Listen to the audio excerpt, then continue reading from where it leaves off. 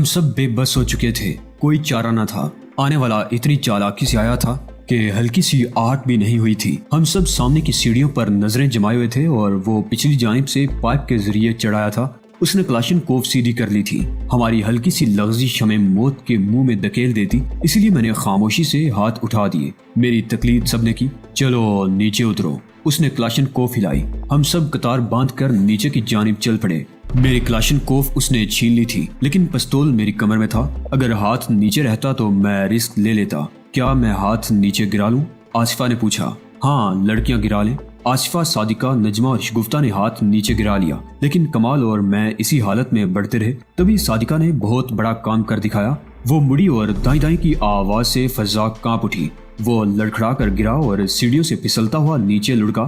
ہم سب پھرتی سے کنارے ہو گئے۔ جب وہ لڑکتا ہوا میرے نزدیک پہنچا تو میں نے ہاتھ بڑھا کر اس کے کلاشنکوف کو روک لیا اور وہ لڑکتا ہوا نیچے چلا گیا۔ تبھی نیچے سے فائر ہوا۔ صادقہ نے جوابی گولی چلائی۔ میں نے کاشن دیا، ہری آپ، سب اوپر چلو۔ خود بھی دوڑتا ہوا اوپر پہنچ گیا۔ میں نے ایک پہلی والی کلاشنکوف سنبھال لی اور نووار کی کلاشنکوف کمال کو تھما دی۔ آصفہ نے زخمی کے دونوں پستول نکال لیے تھے، ایک اس نے نجمہ کو تھما دیا۔ میں نے اپنا پستول شگفتہ کو دے دیا۔ ہم اوپر سے فائر کر رہے تھے اور نیچے سے وہ لوگ۔ جم کر مقابلہ ہو رہا تھا۔ ہم پائپ کی جانب سے بھی ہوشیار تھے۔ کئی لوگوں نے چڑھنے کی کوشش میں جان سے ہاتھ دھو لیا تھا۔ میں سمجھ رہا تھا کہ زیادہ دیر اور ٹھہرنا ممکن نہیں ہے، گولیاں ختم ہوتے ہی ہم بھیگے چوہے کی طرح پھنس جائیں گے۔ اسی لیے میں نے اشارہ کیا کہ وہ سب سیڑھیوں سے نیچے اتریں۔ وہ سب پوزیشن لے کر نیچے اترنے لگے۔ میں نے دیوار کے نزدیک پہنچ کر آخری برسٹ مارا اور خاموشی سے پیچھے ہٹنے لگا۔ 4-5 سیڑھیاں اترتے ہی لڑکھڑا گیا۔ نیچے سے ہینڈ گرنیڈ پھینکا گیا تھا۔ پوری عمارت لرز کر رہ گئی تھی، شاید چھت بھی ٹوٹی تھی۔ اگر ہم اوپر رہتے تو یقیناً زخمی ہو جاتے۔ ہم سب سیڑھیوں سے اتر کر آنگن میں آ گئے۔ دشمن لان میں مورچہ بند تھے۔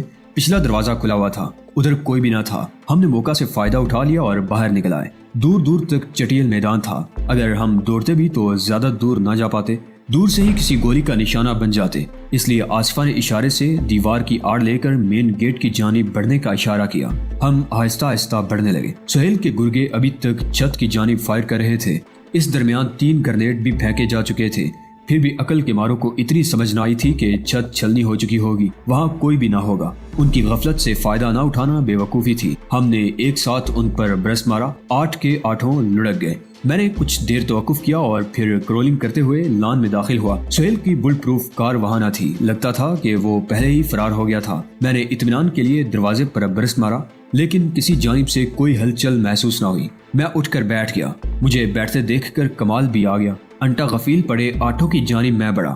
ان میں سے صرف ایک کی سانس چل رہی تھی۔ میں نے اسے ہوش میں لانے کے لیے تڑا تڑ تھپڑوں کی بارش کی۔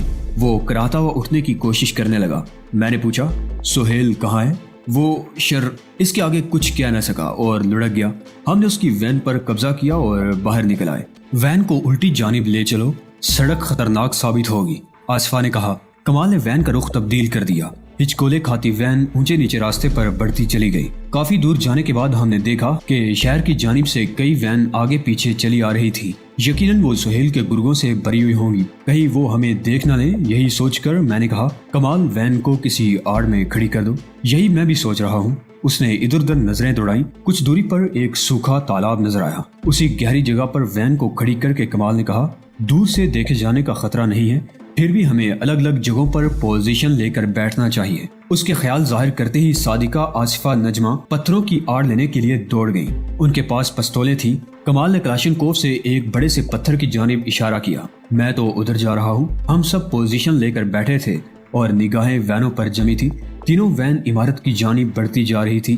پہلی وین عمارت میں داخل ہوئی اور پھر فوراً ہی یو ٹرن ہو گئی اور آخری وین کے نزدیک جا کر رکی۔ دروازہ کھلا اور ڈرائیور اتر کر سامنے والی وین میں بیٹھے کسی شخص سے کچھ کہنے لگا۔ میں نے سمجھ لیا تھا کہ وہ اندر کا حال بتا رہا ہے۔ کچھ دیر بعد اس وین میں سے ایک شخص اترا اور اس نے چیخ کر کچھ کہا تھا۔ باقی دونوں وینوں سے بھی کئی شخص اتر کر اس کے آس پاس کھڑے ہو گئے تھے۔ اس نے انہیں ہدایت دی اور خود جھک کر زمین پر کچھ دیکھنے لگا، پھر آہستہ آہستہ ہماری جانب بڑھنے لگا۔ وہ جوں بڑھ رہا تھا ہمارے چہروں کی رنگت بدل رہی تھی، دھڑکنیں تیز ہو رہی تھی، ٹریگر پر انگلیاں اکڑتی ہوئی محسوس ہو رہی تھی۔ ایسا لگ رہا تھا کہ ہم سب یک بارود کی طرح ببک اٹھیں گے، بم کی طرح پھٹ پڑیں گے۔ جو وہ ہمارے نزدیک آ رہا تھا، مجھے ایسا لگ رہا تھا کہ موت نزدیک آتی جا رہی ہے۔ اس کے ساتھ آنے والوں کی تعداد 10 سے زائد تھی۔ میری نگاہیں ان پر جمی ہوئی تھی کہ آصفہ کی دبی دبی آواز سنائی دی، گولیاں دیکھ بھال کر خرچ کرنا، ہمارے پاس گولیوں کا سٹاک بالکل نہیں ہے، ایک بھی گولی برباد نہ ہو۔ تبھی ہماری جانب گولیوں کا سیلاب امٹا، ڈھیر ساری گولیاں ہمارے سامنے کھڑی پتھر کی چٹان سے ٹکرائیں۔ جواب میں کمال نے بھی برست مارا، وہ سب اچھل کر پتھروں کے پیچھے چھپ گئے۔ افسوس ہمارے پاس گرنیڈ نہیں ہے۔ صادقہ کی تیز بڑبڑاہٹ گونجی، تم میرے پیچھے آؤ، کہتے ہوئے آصفہ نے رینگنا شروع کر دیا۔ میں نے اس کی تقلید کی۔ کچھ دور آ کر اس نے کہا، نگاہیں دوڑاؤ، شاید کوئی بڑی سی ڈال نظر آ جائے۔ ڈال سے کیا کرو گی؟ گول چٹان کو لڑکانا چاہتی ہوں، اگر یہ چٹان لڑکی تو سیدھی اس ڈھلان پر گرے گی جس پر وہ سب موجود ہیں۔ چٹان اتنی بڑی ہے کہ ایک کنکری تک اس کی مار سے بچ نہ پائے گی۔ آصفہ کہتی چلی گئی، مجھے یقین ہے یہ چٹان ان کے لیے موت کا ہرکارہ بن جائے گی۔ واہ، کمال کا آئیڈیا ہے، مگر آئیڈیا کا کیا کیا جائے؟ یہاں ایسی کوئی چیز ہے ہی نہیں جس سے چٹان لڑکائی جائے۔ گنوں کے بٹ یا کسی ہلکی چیز سے چٹان گرائی نہیں جا سکتی۔ کاش اس وقت ہمارے پاس ایک بھی گرنیڈ ہوتا۔ سوال یہ ہے کہ ایسی حالت میں کیا کیا جائے؟ آصفہ بولی، دکھ کی بات تو یہی ہے کہ ہمارے پاس چٹان گرانے کا کوئی سامان نہیں ہے۔ ڈلوان کی طرف سے رہ کر فائرنگ ہو رہی تھی۔ ہم سمجھ رہے تھے کہ فائرنگ کی ہر آواز کے بعد وہ اور اوپر چڑھتے چلے آ رہے ہوں گے۔ کچھ توقف کے بعد آصفہ بولی، ایک اور ترکیب دماغ میں آئی ہے، حالانکہ وہ اتنی کارگر نہیں ہے جتنی چٹان والی تھی، مگر پھر بھی کچھ نہ کر پانے سے تو بہتر یہی ہوگا۔ جلدی بولو۔ مجھے کچھ بتانے کی بجائے وہ لپک کر وہاں پہنچی جہاں کمال اور صادقہ پوزیشنیں لیے فائرنگ کرنے کے لیے تیار بیٹھے تھے۔ انہیں کچھ ہدایت دے کر پھر وہ واپس آ گئی۔ کیا رہا آصفہ؟ میں نے پوچھا۔ کوئی ترکیب سوچی؟ ڈھلان پر جتنے بڑے پتھر ہیں ان کی جڑوں میں برست مارو، اس کا فائدہ انہیں اوپر آنے کی آڑ نہیں ملے گی۔ اسکیم بہت کمزور ہے، میں نے کہا۔ پہلی بات یہ ہے کہ ہمارے پاس گولیاں کم ہیں اور پتھروں کو جڑ سے اکھاڑنے کے لیے بڑی مقدار میں گولیاں چاہیے۔ کوشش کرنا ضروری ہے۔ کہنے کے ساتھ آصفہ نے میرے ہاتھ سے کلاشن کوف لے کر برست مارا۔ ریت ہوا میں اڑی مگر چٹان ٹس سے مس نہ ہوئی۔ تبھی دوسری جانب سے کسی نے چیخ کر کہا، باس وہ پاگل ہو گئے ہیں، بے مقصد گولیاں برباد کر رہے ہیں، ان کے پاگل پن پر توجہ نہ دو، آگے بڑھو۔ کسی دوسرے نے ہدایت دی۔ آصفہ نے فائرنگ بند کی تھی۔ بالآخر چٹان اکھڑ گئی اور لڑکتی ہوئی میدان میں جا گری، مگر ہم جو چاہتے تھے وہ نہ ہوا۔ چٹان دوسری طرف جا گری تھی۔ نہیں آصفہ، تبھی صادقہ بولی، اس طرح گولیاں برباد کرنا عقل مندی نہیں ہے۔ آصفہ جنجلا اٹھی، اس کے علاوہ کیا کر سکتے ہیں؟ کمال نے چٹکی بجائے، میں کر سکتا ہوں۔ کیا؟ ایک کرشمہ۔ وہ مسکرایا، تم سب یہی ٹھہرو، میرا کرشمہ دیکھنے کے بعد تم بھی میری عقل کی داد دو گی۔ کیسا کرشمہ؟ میں نے پوچھا۔ سننے میں نہیں، دیکھنے میں مزہ آئے گا۔ آج میرا کمال دیکھو، مجھے صرف 15 منٹ چاہیے، کسی بھی طرح انہیں 15 منٹ روک لو۔ کہنے کے ساتھ ہی وہ داہنی جانب سرکتا چلا گیا۔ فوجیوں کے انداز میں وہ سینے کے بل کوہنیوں کی مدد سے سانپ کی طرح رینگتا ہوا بڑھتا چلا جا رہا تھا۔ تبھی ڈھلان کی جانب سے زبردست فائرنگ شروع ہو گئی۔ ہم سب جواب دینے میں مصروف ہو گئے۔ میری کلاشن کوف رہ کر گولیوں کا مینہ برسا رہی تھی۔ میں گھوم گھوم کر برست مار رہا تھا۔ گولیاں ختم ہونے کے قریب تھی لیکن حوصلے بلند تھے۔ میری نگاہیں اس ٹیلے کی جانب تھی جس کے پیچھے دشمن چھپے ہوئے تھے اور وقفے وقفے سے گولیاں چلا رہے تھے۔ تبھی ہم سب چونک اٹھے، ہمارے رونگٹے کھڑے ہو گئے۔ ایسا پاگل پن میں نے کبھی نہیں دیکھا تھا۔ پتہ نہیں کیسے اس نے اتنا بڑا قدم اٹھا لیا تھا۔ اگر مجھے ذرا برابر بھی شک ہوتا تو میں اسے ہٹنے نہ دیتا۔ کمال نے رینگتے ہوئے ایک لمبا چکر کاٹا تھا اور ان کے سروں پر پہنچ گیا تھا۔ ان کے پشت پر پہنچ کر اس نے للکارتے ہوئے دوڑ لگا دی تھی۔ کلاشن کوف کا برس جاری تھا۔ انگارہ اگلتے کلاشن کوف کے ذریعے اس نے وہ کر دکھایا جو کسی صحیح العقل سے ممکن نہ تھا۔ دشمنوں نے اس پر بھی برس مارا تھا۔ خون کی دار اچھلتے میں نے بھی دیکھی تھی، مگر وہ رکا نہیں تھا، دوڑتا چلا گیا تھا۔ خودکشی کرنے والوں پر 2-4 گولیاں کب اثر کرتی ہیں، مرتے مرتے وہ سب کو مار گیا تھا۔ اس کی جنونی کیفیت دیکھ کر صادقہ بھی مشین پستول سے فائر کرتی دوڑ پڑی تھی۔ کئی گولیاں اسے بھی لگی تھی، مجھ پر تو گویا سکتا سا طاری ہو گیا تھا۔ کلاشن کوف کے ٹرائگر پر انگلیاں اکڑ کر رہ گئیں۔ وہ اس وقت تک انگارہ اگلتی رہی جب تک میگزین خالی نہ ہو گیا۔ ٹیلے کی ایک جانب صادقہ پڑی تھی، دوسری جانب کمال، دونوں خون میں غلطاں تھے۔ کافی وقت یوں ہی گزر گیا، تب میں نے آصفہ کو جھنجھوڑا۔ یہ کیا ہو گیا؟ اس نے چونک کر سر کو جھٹکا۔ دیکھو شاید وہ زندہ ہو۔ میں نے سینے کے بل رینگنا شروع کر دیا۔ چند گز کا فاصلہ میلوں کی دوری بن گیا تھا۔ پتھروں کی چبن بے چین کیے دے رہی تھی، لیکن سامنے چھپے دشمنوں کا خوف برداشت کرنے پر مجبور کر رہا تھا۔ میں کھسکتا رینگتا صادقہ کے نزدیک پہنچا۔ وہ تمام خطروں سے آزاد ہو گئی تھی۔ سر میں پیوست گولیوں نے اسے موت کی گود میں سلا دیا تھا۔ اسے دیکھنے کے بعد میں اور آگے بڑھا، آہستہ آہستہ ٹیلے کے نزدیک پہنچا۔ اس وقت میرا دل بے قابو ہو رہا تھا، ایسا لگ رہا تھا سینے کا پنجر توڑ دے گا۔ اسی ٹیلے کے پیچھے تو دشمن تھے، کہیں وہ میرے نزدیک پہنچنے کے منتظر تو نہیں، لیکن میرا خیال غلط ثابت ہوا۔ ٹیلے کے پیچھے 6 لاشیں پڑی تھی، ان سے کچھ دوری پر کمال آڑا ترچا پڑا تھا، اس کا جسم چھلنی ہو رہا تھا۔ میں اس کے نزدیک پہنچا، اپنے پیارے دوست کو کندھے پر لادا۔ مجھے کھڑے ہوتے دیکھ کر آصفہ، نجمہ اور شگفتہ بھی کھڑی ہو گئی اور میری جانب بڑھنے لگی۔ آصفہ اور نجمہ نے اپنی پیاری سہیلی کو اٹھایا اور میرے ساتھ چلنے لگی۔ نزدیک ہی ایک نالا تھا، ہم نے فرار کے لیے اسے چنا تھا۔ اسی پہاڑی نالے کے کنارے کئی گڑھے تھے، انہی میں ان دونوں کو لٹایا اور باری دلوں سے ان پر مٹی ڈالنے لگے۔ 2 قبریں بنانے کے بعد ہم نے دشمنوں کے اسلحے جمع کیے اور چل پڑے۔ ہم پہاڑ کے اوپر چڑھ رہے تھے، مجھے یقین تھا کہ پہاڑ کی دوسری جانب سڑک ہوگی۔ شام کا دھندلیکا گہرا ہوتا جا رہا تھا اور چڑھائی ختم ہونے کا نام نہیں لے رہی تھی۔ پہاڑ زیادہ اونچا نہیں تھا مگر ہم ٹوٹے ہوئے تھے، قدم منو باری ہو رہے تھے۔ تبھی شگفتہ بولی، مجھ سے اب چلا نہیں جا رہا ہے، اور وہ بیٹھ گئی۔ پلیز شگفتہ، ہمت سے کام لو، دوسری جانب سڑک ہوگی، کسی گاڑی والے سے لفٹ لے کر ہم جلد ہی شہر پہنچ جائیں گے۔ نہیں آصفہ، اب مجھ میں اتنی ہمت نہیں ہے، پلیز مجھے میرے حال پر چھوڑ دو اور تم سب نکل جاؤ۔ ایسا کیوں نہ کیا جائے کہ یہیں کسی جگہ رات بسر کر لی جائے، یوں بھی رات میں گاڑیوں کا ملنا ممکن نہیں ہے۔ نجمہ نے کہا۔ میں نے ان دونوں کی جانب دیکھا، چہرے اترے ہوئے تھے۔ اتنے بڑے مارکے کے بعد آگے بڑھنا واقعی ان کے لیے ناممکن تھا، اس لیے میں نے آصفہ سے کہا، ایسا کرتے ہیں کہ یہی ٹھہر جاتے ہیں، صبح ہوتے ہی پھر چل پڑیں گے، اور اگر سہیل لاؤ لشکر کے ساتھ آ گیا تب؟ مارکے کے وقت وہ نہیں تھا، اس کا مطلب یہی ہے کہ مزید آدمیوں کو لانے کے لیے خاموشی سے نکل گیا تھا۔ قسمت کے لکھے کو کون ٹالے، جو ہوگا دیکھا جائے گا۔ میں نے ادھر ادھر نگاہیں دوڑاتے ہوئے کہا۔ یکا یک مجھے ایک جگہ غار نما گڑھا نظر آیا، میں اسی جانب بڑھ گیا۔ نزدیک پہنچ کر دیکھا وہ قدرتی سرنگ تھی، شاید کبھی زلزلے وغیرہ سے وہ سرنگ بن گئی ہوگی۔ میں نے انہیں آواز دی، ان کے نزدیک آتے ہی کہا، اس غار میں رات بسر کی جا سکتی ہے، اور اگر اندر سانپ بچھو ہوئے تو؟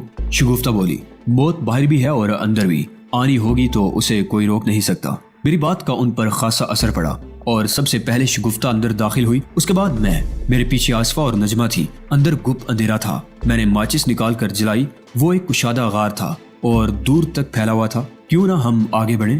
آصفہ نے کہا۔ چلو۔ میں نے دوسری تیلی جلا لی۔ فکر نہ کرنا، میرے پاس 2 لائٹر بھی ہیں۔ آصفہ نے کہا۔ لاشوں کی تلاشی میں ملے تھے، لائٹر جلا لو، تیلیاں کم ہیں۔ میں نے مشورہ دیا، اس نے لائٹر جلا لیا۔ غار تنگ ہوتا جا رہا تھا، ہم سب آگے بڑھتے جا رہے تھے۔ کافی دور آگے جانے کے بعد ہمیں تازہ ہوا کا احساس ہوا، شاید ہم دوسری جانب نکل آئے ہیں۔ میں نے خیال ظاہر کیا، کسی نے جواب نہیں دیا۔ گیس لائٹر کی ہلکی روشنی میں سب بڑھتے رہے۔ کچھ دور جاتے ہی ہمیں تاروں بھرا آسمان نظر آ گیا۔ باہر آتے ہی مجھے ہنسی آ گئی، ہم جہاں سے چلے تھے وہیں آگے تھے۔ سرنگ چکر کھاتی ہوئی پہلے دہانے کے نزدیک ہی ختم ہوئی تھی، یہ بھی اچھی رہی۔ آصفہ مسکرائی۔ خیر تم تینوں سو جاؤ، میں پہرا دے رہا ہوں، میں نے مشورہ دیا۔ نہیں، آصفہ بولی، ہم باری باری سے پہرا دیں گے۔ ایسا کرو کچھ دیر کے لیے میں سو لیتا ہوں، 12 بجے اٹھا دینا، کیونکہ پچھلے پہر جاگنا زیادہ مشکل ہے۔ ہاں ایسا ممکن ہے، تم سو جاؤ، میں پہرا دوں گی، آصفہ نے کہا۔ میں وہی کھردری زمین پر لیٹ گیا۔ کچھ دوری پر نجمہ اور شگفتہ بھی لیٹ گئی، جسم تو پہلے ہی تھکا ہوا تھا۔ کچھ ہی دیر میں نیند آ گئی۔ کافی دیر تک میں سوتا رہا، جھنجھوڑنے پر آنکھ کھلی۔ شگفتہ اور نجمہ بے خبر سو رہی تھی۔ میں نے ان دونوں کو بیدار نہیں کیا، وہ پھر سو جاتی۔ کہتے ہوئے آصفہ لیٹ گئی۔ میں اٹھ کر غار کے دہانے پر چلایا۔ آسمان پر صبح کا تارا جگمگا رہا تھا۔ آصفہ نے جان بوجھ کر مجھے بیدار نہیں کیا تھا۔ نیند بگانے کے لیے میں غار کے دہانے سے باہر نکل آیا اور چہل قدمی کرتے ہوئے شہر پہنچنے کے طریقہ کار پر غور کرنے لگا۔ یک میرے ذہن میں ایک نئی بات آئی اور میں چونک گیا۔ کل اتنی فائرنگ ہوئی تھی، پھر لوگ متوجہ کیوں نہیں ہوئے تھے؟ کہیں یہ جگہ آبادی سے کافی فاصلے پر تو نہیں ہے؟ اس نئے خیال نے مجھے پریشان کر دیا تھا کہ پتہ نہیں کتنا فاصلہ پیدل طے کرنا پڑے گا۔ ادھر سے ادھر ٹہلتے ہوئے اسی بات پر غور کر رہا تھا کہ میری نظر ایک دوسرے غار پر پڑی۔ پتہ نہیں کس خیال کے تحت میں اس میں داخل ہو گیا۔ آصفہ کا لائٹر میرے پاس ہی تھا، اسے میں نے جلا لیا۔ ہلکی روشنی میں آگے بڑھنے لگا۔ یہ غار بھی پہلے والے کی طرح شیطان کی آنت تھا۔ کافی دور چلنے کے بعد دوسرے سرے پر نکلا۔ میری حیرت کی انتہا نہ رہی۔ اس جگہ سے کافی دور نکل آیا تھا جہاں آصفہ وغیرہ تھی۔ میں اس بار باہر سے ہی ان کے پاس پہنچا۔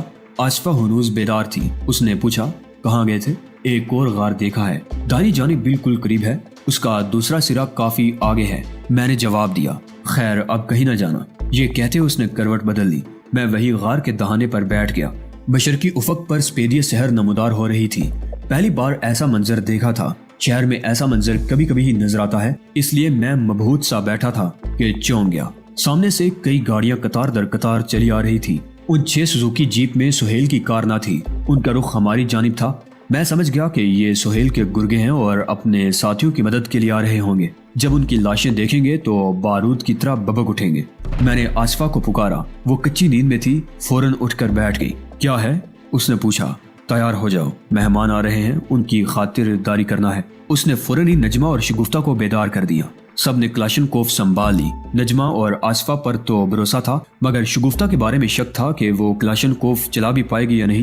ان کے تیار ہوتے ہی میں نے کہا، آصفہ تم اور نجمہ برابر والے غار میں رینگتی ہوئی داخل ہو جاؤ تاکہ دوسرے سرے پر مورچہ بنا سکو۔ میری بات اس کی سمجھ میں آ گئی۔ وہ نجمہ کو ساتھ لے کر سینے کے بال رینگتی ہوئی برابر والے غار میں داخل ہو گئی۔ شگفتہ تم غار میں پوزیشن لے کر بیٹھ جاؤ، میں باہر نکل کر مورچہ بنا رہا ہوں۔ میں بھی باہر نکل گیا۔ غار کے سامنے ہی ایک بڑی سی چٹان تھی، اس کے پیچھے بیٹھ گیا۔ اجالا پھیلتا جا رہا تھا اور دشمن نزدیک آتے جا رہے تھے۔ پہلے مارکے والی جگہ پر وہ سب رک گئے۔ ٹیلے کے پیچھے کا منظر نظروں سے اوجھل تھا، اس لیے دیکھ نہ پایا۔ یقیناً وہ اپنے ساتھیوں کی لاشیں دیکھ رہے ہوں گے۔ کچھ دیر بعد وہ آگے بڑھتے نظر آئے۔ آگے آگے چل رہا شخص جھک جھک کر زمین پر کچھ دیکھ رہا تھا۔ یقیناً وہ نرم ریت پر ہمارے قدموں کی نشان دیکھ رہا ہوگا۔ پھر اس نے ڈھلان پر آ کر اپنے ساتھیوں کو پھیلا دیا۔ اس نے اس طرح پہاڑی کی گھیرا بندی کی تھی کہ چڑیا بھی پہاڑی سے نکل نہ سکے۔ ان کی نگاہیں ہمارے غار کی جانب لگی ہوئی تھی اور ان کی گنوں کا رخ ہماری ہی جانب تھا۔ وہ سب بالکل تیار تھے۔ انتظار کس بات کا ہے؟ آتش بازی شروع کر دو، شگفتہ نے کہا۔ وہ غار سے نکل آئی تھی اور میرے پیچھے سینے کے بل لیٹی تھی۔ وقت آنے دو، میں نے کہا۔ آج میں تمہارے ہاتھوں کا کمال بھی دیکھوں گا۔ اس نے جواب نہیں دیا۔ سہیل کے گرگوں نے آہستہ آہستہ پیش قدمی شروع کر دی۔ ابھی وہ غار کے نزدیک بھی نہ پہنچے تھے کہ آنے والے شخص نے دونوں ہتھیلی کو بوبوں کی طرح بنا کر منہ پر رکھا اور چیخ کر بولا، ہاتھ اٹھا کر باہر آ جاؤ ورنہ ہمیں اپنی طاقت کا ٹریلر دکھانا پڑے گا۔ طاقت کا ٹریلر تو کیا دکھائے گا؟ تجھے ہم دکھا دیتے ہیں۔ لے دیکھ، اسے ہینڈ گرنیڈ کہتے ہیں۔ نجمہ نے گرنیڈ اچھال دیا۔ تمہارا گرنیڈ تم کو مبارک۔ زبردست دھماکے کے ساتھ وہ حصہ دھوئیں، آگ اور دھول سے اٹ گیا۔ حملہ! کسی نے چیخ کر کہا۔ ہر جانب سے برست مارا جانے لگا۔ ان کا نشانہ اس غار کا دہانہ تھا جس میں آصفہ اور نجمہ بیٹھی تھی۔ اگر اسے بے وقوفانہ حملہ کہا جائے تو غلط نہ ہوگا۔ گولیاں صرف پتھروں سے ٹکرا رہی تھی۔ وہ پوزیشن ہی ایسی لیے ہوئے تھی کہ کسی بھی طرف سے چلنے والی گولی ان کا کچھ بھی بگاڑ نہیں سکتی تھی۔ لیکن عقل سے آری دستہ فائرنگ کیا جا رہا تھا۔ جواب میں وہ دونوں بھی وقفے وقفے سے گرنیڈ اچھال رہی تھی۔ اب تک میں خاموش تھا۔ شگفتہ کو بھی روک رکھا تھا۔ مجھے شک سا ہونے لگا تھا کہ آصفہ زیادہ دیر ٹھہر نہ سکے گی۔ میں نے اس کی مدد کرنے کی ٹھان لی، مگر اپنی پوزیشن بتانے کے حق میں نہ تھا۔ میں نے شگفتہ سے کہا، تم اس وقت تک خاموش رہو گی جب تک میں اشارہ نہ کروں۔ پھر میں نے سینے کے بل کھسکنا شروع کر دیا۔ پتہ نہیں خود میری عقل کو کیا ہو گیا تھا۔ اس کی مدد دوسری طرح سے بھی کر سکتا تھا، ان کی توجہ ہٹانے کے لیے نیا محاذ کھول سکتا تھا، مگر اس وقت یہ بات یاد نہ آئی اور میں کھسکتے ہوئے دوسرے غار میں داخل ہو گیا۔ پھر دوڑتا ہوا اندر ہی اندر دوسری جانب پہنچا۔ اگر میں پہلے ہی آصفہ کو پکار نہ لیتا تو وہ مجھ پر بھی فائر کر دیتی۔ اس کے نزدیک پہنچ کر میں نے کہا، تم اپنی کلاشنکوف بھی دو، میں دراڑ میں پھنسا کر بیک وقت دونوں سے فائر کروں گا۔ اس نے فوراً دے دیا۔ میں رینگتا ہوا دہانے پر پہنچا، پھر ایک دراڑ میں دونوں کی نالیاں فٹ کی اور برست مارا۔ اسی وقت ڈھلان سے آواز آئی، اگر شگفتہ کو بچانا چاہتے ہو تو بندوق پھینک دو۔ نہیں آصفہ، سرنڈر مت کرنا، شگفتہ چیخی۔ اس کتے کی باتوں میں نہ آنا، تم لوگ میری پرواہ مت کرنا۔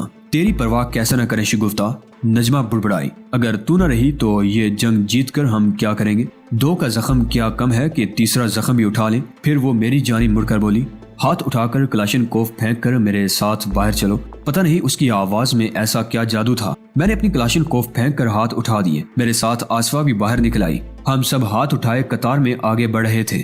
شگفتہ پھر چیخی، نہیں، تم سب ایسی بے وقوفی نہ کرو، مگر ہم نے اس کی بات پر کان نہ دھرا۔ شگفتہ چیخ چیخ کر ہمیں رکنے کو کہہ رہی تھی، لیکن ہم سب آگے ہی آگے بڑھتے جا رہے تھے۔ میری نگاہیں اس شخص پر جمی تھی جس نے شگفتہ کی کن پٹی پر پستول کی نال لگا رکھی تھی۔ اس نے جلا کر کہا، تو گلا پھاڑنا بند کرے گی یا نہیں؟ نہیں، تو کیا کر لے گا؟ میں تجھے گولی مار دوں گا۔ تو مجھے گولی مار دے گا؟ شگفتہ غرا اٹھی، اور تو مجھے گولی مار دے گا تو ان کو کیسے سنبھالے گا جو دم بدم بڑھتے آ رہے ہیں؟ ان کے ہاتھ صرف اس لیے اٹھے ہوں گے کہ مجھے کچھ نہ ہو۔ اگر تو نے ذرا بھی بدسلوکی کی تو یہ تجھے پھاڑ کر رکھ دیں گے۔ وہ شخص سمجھ گیا شگفتہ کی باتوں میں صرف سچائی ہی سچائی تھی۔ وہ بولنا بھی چاہتا تو بول نہ پاتا۔ تبھی شگفتہ نے ایک ایسی حرکت کر دی جسے کوئی بھی صحیح العقل نہیں کر سکتا تھا۔ شاید اسے احساس ہو گیا تھا کہ ہم سب اس کی خاطر موت کی جانب بڑھ رہے ہیں۔ اس نے موت کی پرواہ کیے بغیر ہاتھ گما دیا تھا۔ ریوالور دور جا گرا تھا اور اس نے سرعت سے اپنے دونوں ہاتھ اس کی گردن میں پھنسا دیے تھے۔ وہ شخص بوکھلا گیا تھا۔ چاروں طرف کھڑے اس کے گرگے سکتے کے عالم میں کھڑے رہ گئے۔ ہڑبڑا کر اس شخص نے شگفتہ کے ہاتھ کو گردن سے ہٹانے کی کوشش کی لیکن ناکام رہا۔ شاید شگفتہ نے جان کی بازی لگا دی تھی، اس لیے اس کی نسیں اکڑ سی گئی تھی اور اس شخص کی سانسیں رکنے لگی تھی۔ وہ آزادی کی پوری کوشش کر رہا تھا لیکن ناکامی اس کا مقدر تھی۔ اس کے ساتھیوں کی گنوں کا رخ ہماری طرف سے ہٹ کر شگفتہ کی طرف ہو گیا تھا۔ وہ شخص کچھ کہنا چاہتا تھا مگر وہ کے علاوہ ایک بھی لفظ نہ نکلا۔ اس کا چہرہ سرخ ہو چکا تھا۔ تبھی ایک شخص نے داڑ کر کہا، کمانڈر کو چھوڑ دو لڑکی، ورنہ بھون کر رکھ دوں گا۔ شگفتہ نے گردن موڑ کر اس کی جانب دیکھا اور بولی، چلا گولی، میں بھی دیکھوں تجھ میں کتنا دم خم ہے۔ شاید وہ یہی چاہتی تھی، ہمیں بچانے کے لیے اپنی جان قربان کر دینا چاہتی تھی۔ تبھی وہ بار بار انہیں اکسا رہی تھی۔ میں نے اسے روکنے کے لیے چیخ کر کہا، تو کیا پاگل ہو گئی ہے؟ تبھی کوئی چیخا، یہ لڑکی پاگل ہو گئی ہے، مار ڈالو اسے، فائر۔ ایک بار پھر بندوقیں گرجی۔